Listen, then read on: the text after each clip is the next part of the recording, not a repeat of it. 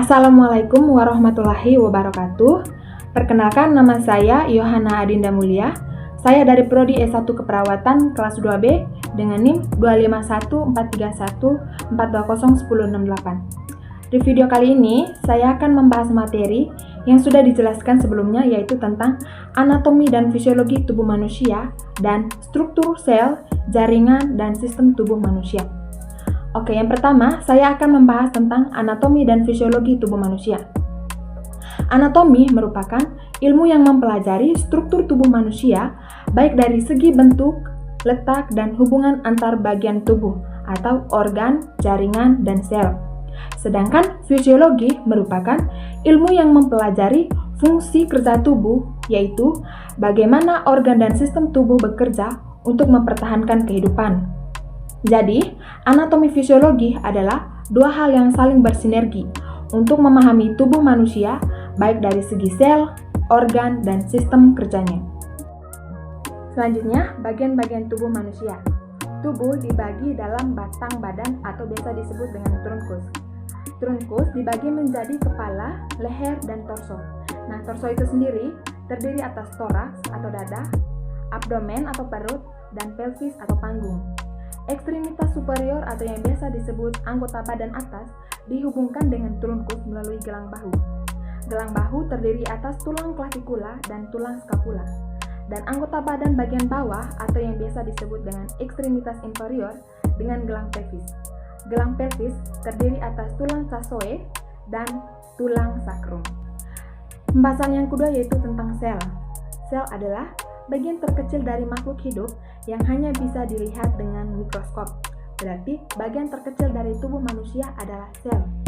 Secara keseluruhan, sel dapat diartikan sebagai kumpulan struktur terkecil yang memiliki kemampuan untuk melakukan aktivitas hidup secara mandiri atau sebagai bagian dari kelompok sel.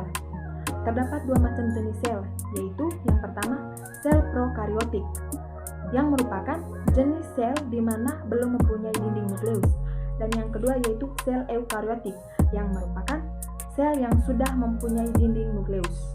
Secara umum, sel dibagi menjadi atas 3 bagian, yaitu yang pertama membran sel atau lapisan paling luar, yang merupakan barier yang membatasi sel dengan lingkungan sekitarnya.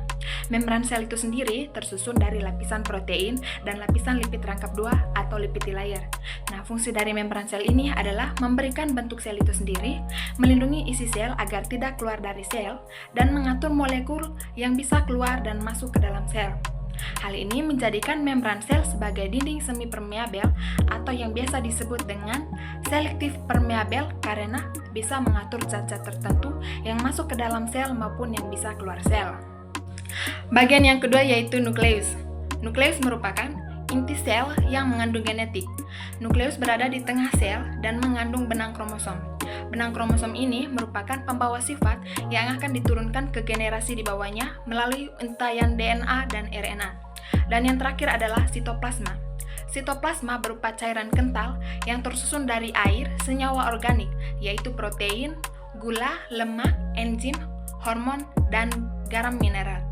Di dalam cairan sitoplasma ini terdapat organel-organel yang menyambung dan menjalankan fungsinya masing-masing. Organel-organel yang ada di dalam sitoplasma adalah ribosom, mitokondria, retikulum endoplasma, lisosom, badan Golgi, dan vakuola. Selanjutnya adalah jaringan. Jaringan adalah kelompok sel yang memiliki struktur dan fungsi yang sama.